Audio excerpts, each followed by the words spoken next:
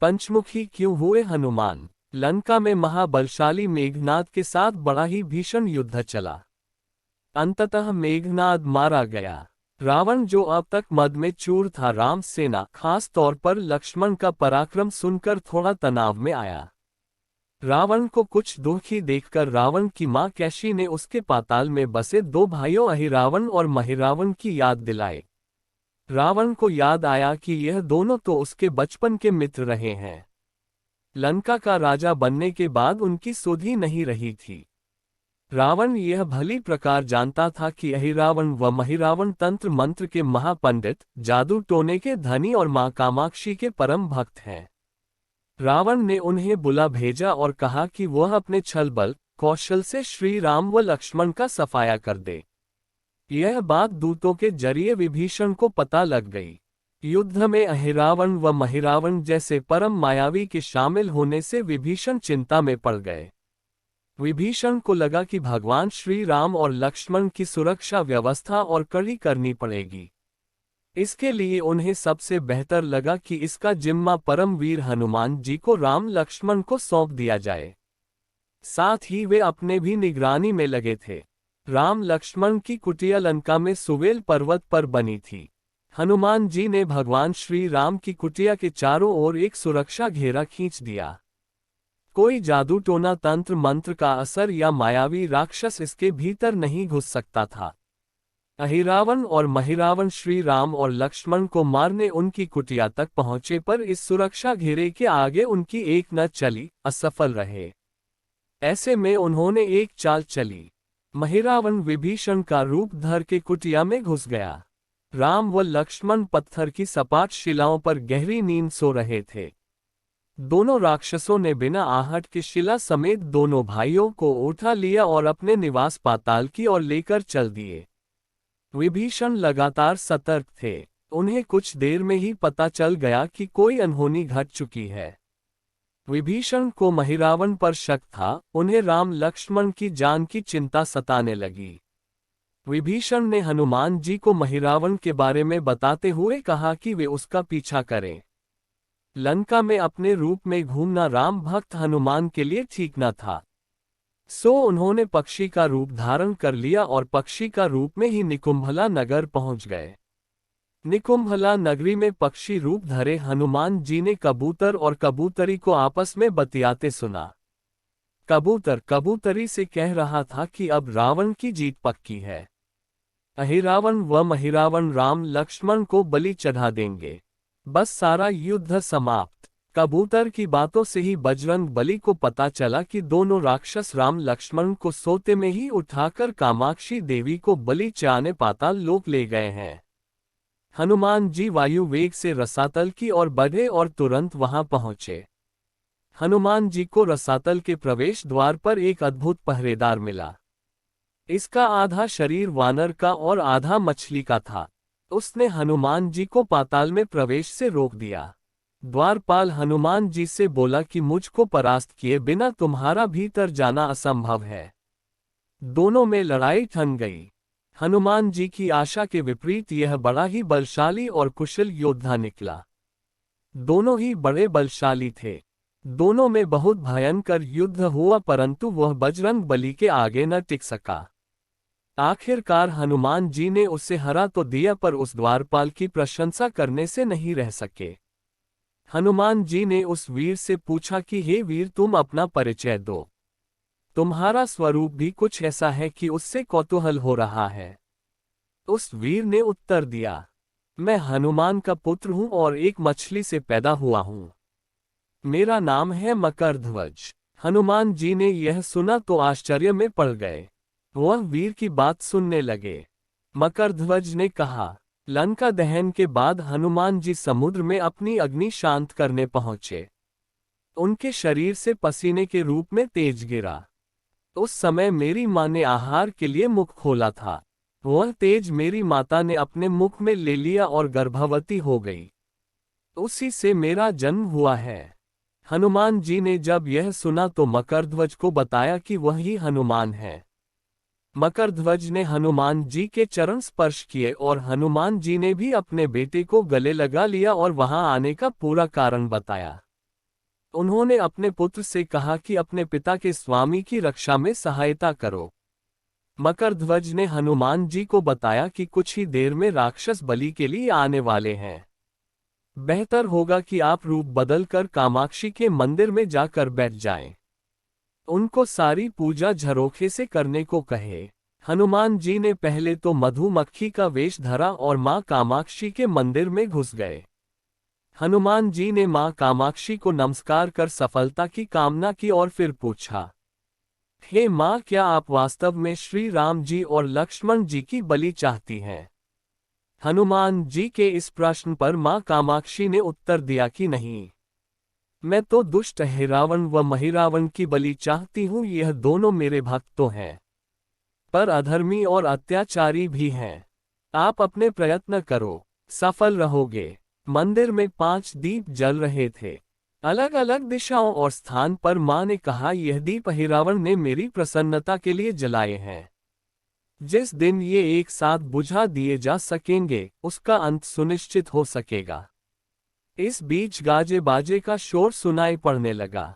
अहिरावण महिरावण बलि चाहने के लिए आ रहे थे। हनुमान जी ने अब मां कामाक्षी का रूप धरा। जब अहिरावण और महिरावण मंदिर में प्रवेश करने ही वाले थे कि हनुमान जी का महिला स्वर गूंजा। हनुमान जी बोले, मैं कामाक्षी देवी हूँ और आज मेरी पूजा झरोखे से करो। झरोखे से पूजा आरंभ हुई। ढेर सारा चावा मां कामाक्षी को झरोखे से चाया जाने लगा। अंत में बंधक बलि के रूप में राम लक्ष्मण को भी उसी से डाला गया। दोनों बंधन में बेहोश थे। हनुमान जी ने तुरंत उन्हें बंधन मुक्त किया। अब पाताल लोक से निकलने की बारी थी, पर उससे पहले मां कामाक्षी के सामने अहिरावण महिरावण की बलि देकर उनकी इच्छा पूरी करना और दोनों राक्षसों को उनके किए की सजा देना शेष था। अब हनुमान जी ने मकरध्वज को कहा कि वह अचेत अवस्था में लेटे हुए भगवान राम और लक्ष्मण का खास ख्याल रखे और उसके साथ मिलकर दोनों राक्षसों के खिलाफ युद्ध छेड़ दिया। पर यह युद्ध आसान न था। अहिरावण और महिरावण बड़ी मुश्किल से मरते तो फिर 5-5 के रूप में जिदा हो जाते। इस विकट स्थिति में मकरध्वज ने बताया कि अहिरावण की एक पत्नी नागन्या है। अहिरावण उसे बलात्कार लाया है। वह उसे पसंद नहीं करती, पर मन मार के उसके साथ है। वह अहिरावण के राज जानती होगी। उससे उसकी मौत का उपाय पूछा जाए। आप उसके पास जाएं और सहायता मांगे। मकरध्वज ने राक्षसों को युद्ध में उलझाए रखा और उधर हनुमान अहिरावण की पत्नी के पास पहुंचे। नागन्या से उन्होंने कहा कि यदि तुम अहिरावण के मृत्यु का भेद बता दो तो हम उसे मारकर तुम्हें उसके चंगुल से मुक्ति दिला देंगे। अहिरावण की पत्नी ने कहा, मेरा नाम चित्रसेना है। मैं भगवान विष्णु की भक्त हूँ। मेरे रूप पर अहिरावण मर मिटा और मेरा अपहरण कर यहाँ कैद किए हुए है। पर मैं उससे नहीं चाहती। लेकिन मैं अहिरावण का भेद तभी बताऊंगी जब मेरी इच्छा पूरी की जाएगी। हनुमान जी ने अहिरावण की पत्नी नागन्या चित्रसेना से पूछा कि आप अहिरावण की मृत्यु का रहस्य बताने के बदले में क्या चाहती हैं? आप मुझसे अपनी शर्त बताएं, मैं उसे जरूर मानूंगा। चित्रसेना ने कहा, दुर्भाग्य से अहिरावण जैसा असुर मुझे हर लाया। इससे मेरा जीवन खराब हो गया। मैं अपने दुर्भाग्य को सौभाग्य में बदलना चाहती हूँ। आप अगर मेरा विवाह श्री राम से कराने का वचन दे तो मैं अहिरावण के वध का रहस्य बताऊंगी। हनुमान जी सोच में पड़ गए। भगवान श्री राम तो एक पत्नी निष्ठ हैं। अपनी धर्म पत्नी देवी सीता को मुक्त कराने के लिए असुरों से युद्ध कर रहे हैं। वह किसी और से विवाह की बात तो कभी न स्वीकारेंगे। मैं कैसे वचन दे सकता हूँ? फिर सोचने लगे कि यदि समय पर उचित निर्णय न लिया तो स्वामी के प्राण ही संकट में हैं। असमंजस की स्थिति में बेचैन हनुमान जी ने ऐसी राह निकाली कि सांप भी मर जाए और लाठी भी न टूटे। हनुमान जी बोले, तुम्हारी शर्त स्वीकार है, पर हमारी भी एक शर्त है। यह विवाह तभी होगा जब तुम्हारे साथ भगवान राम जिस पलंग पर आसीन होंगे वह सही सलामत रहना चाहिए। यदि वह टूटा तो इसे अपशकुन मानकर वचन से पीछे हट जाऊंगा। जब महाकाय अहिरावण के बैठने से पलंग नहीं टूटता तो भला श्रीराम के बैठने से कैसे टूटेगा। यह सोचकर चित्रसेना तैयार हो गई। उसने अहिरावण समेत सभी राक्षसों के अंत का सारा भेद बता दिया। चित्रसेना ने कहा, दोनों राक्षसों के बचपन की बात है। इन दोनों के कुछ शरारती राक्षस मित्रों ने कहीं से एक भरामरी को पकड़ लिया। मनोरंजन के लिए वे उससे भरामरी को बार बार कांटों से छेड़ रहे थे। भरामरी साधारण भरामरी न थी, वह भी बहुत मायावी थी, किंतु किसी कारणवश वह पकड़ में आ गई थी। भरामरी की पीड़ा सुनकर अहिरावण और महिरावण को दया आ गई और अपने मित्रों से लड़कर उसे छुड़ा दिया। मायावी भरामरी का पति भी अपनी पत्नी की पीड़ा सुनकर आया था। अपनी पत्नी की मुक्ति से प्रसन्न होकर उस भौरे ने वचन दिया था कि तुम्हारे उपकार का बदला हम सभी ब्रह्म जाति मिलकर चुकाएंगे। ये भौरे अधिकतर उसके शयन कक्ष के पास रहते हैं। ये सब बड़ी भारी संख्या में हैं। दोनों राक्षसों को जब भी मारने का प्रयास हुआ है और ये मरने को हो जाते हैं, तब ब्रह्म उनके मुख में एक बूंद अमृत का डाल देते हैं। उस अमृत के कारण ये दोनों राक्षस मरकर भी जिंदा हो जाते हैं। इनके कई कई रूप उसी अमृत के कारण हैं। इन्हें जितनी बार फिर से जीवन दिया गया, उनके उतने नए रूप बन गए हैं। इसलिए आपको पहले इन भंवरों को मारना होगा। हनुमान जी रहस्य जानकर लौटे। मकरध्वज ने अहिरावण को युद्ध में उलझा रखा था, तो हनुमान जी ने भंवरों का खात्मा शुरू किया। वे आखिर हनुमान जी के सामने कहाँ तक टिकते। जब सारे भ्रम खत्म हो गए और केवल एक बचा, तो वह हनुमान जी के चरणों में लौट गया। उसने हनुमान जी से प्राण रक्षा की याचना की। हनुमान जी पसीज गए। उन्होंने उसे क्षमा करते हुए एक काम सौंपा। हनुमान जी बोले, मैं तुम्हें प्राण दान देता हूँ, पर इस शर्त पर कि तुम यहाँ से तुरंत चले जाओगे और अहिरावण की पत्नी के पलंग की पार्टी में घुसकर जल्दी से जल्दी उसे पूरी तरह खोखला बना दोगे। भंवरा तत्काल चित्रसेना के पलंग की पार्टी में घुसने के लिए प्रस्थान कर गया। इधर अहिरावण और महिरावण को अपने चमत्कार के लुप्त होने से बहुत अचरज हुआ, पर उन्होंने मायावी युद्ध जारी रखा। भ्रमरों को हनुमान जी ने समाप्त कर दिया, फिर भी हनुमान जी और मकरध्वज के हाथों अहिरावण और महिरावण का अंत नहीं हो पा रहा था। यह देखकर हनुमान जी कुछ चिंतित हुए। फिर उन्हें कामाक्षी देवी का वचन याद आया। देवी ने बताया था कि अहिरावण की सिद्धि है कि जब पांचों दीपकों एक साथ बुझेंगे, तभी वे नए नए रूप धारण करने में असमर्थ होंगे और उनका वध हो सकेगा। हनुमान जी ने तत्काल पंचमुखी रूप धारण कर लिया। उत्तर दिशा में वराह मुख, दक्षिण दिशा में नरसिंह मुख, पश्चिम में गरुड़ मुख, आकाश की ओर हयग्रीव मुख एवं पूर्व दिशा में हनुमान मुख। उसके बाद हनुमान जी ने अपने पांचों मुख द्वारा एक साथ पांचों दीपक बुझा दिए। अब उनके बार बार पैदा होने और लंबे समय तक जिंदा रहने की सारी आशंकाएं समाप्त हो गई थी। हनुमान जी और मकरध्वज के हाथों शीघ्र ही दोनों राक्षस मारे गए।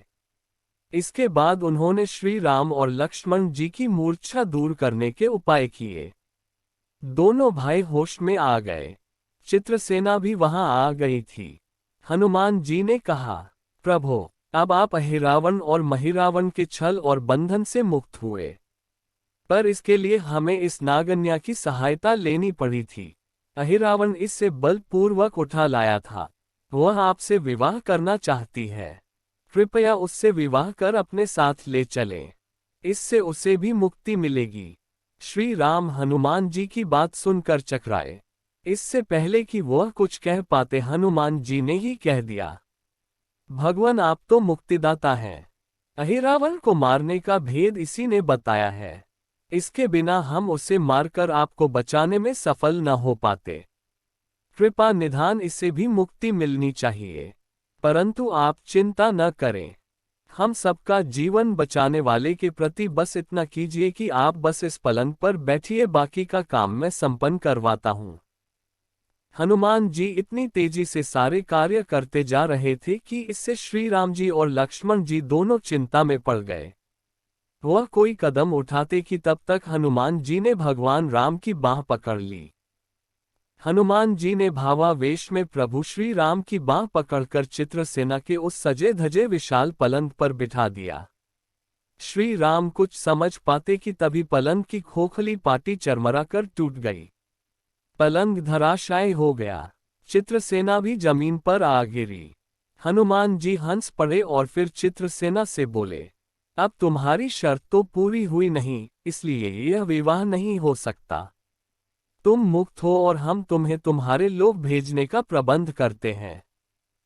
चित्रसेना समझ गई कि उसके साथ छल हुआ है। उसने कहा कि उसके साथ छल हुआ है। मर्यादा पुरुषोत्तम के सेवक उनके सामने किसी के साथ छल करे, यह तो बहुत अनुचित है। मैं हनुमान को श्राप दूंगी। चित्रसेना हनुमान जी को श्राप देने ही जा रही थी कि श्री राम का सम्मोहन भंग हुआ। वह इस पूरे नाटक को समझ गए।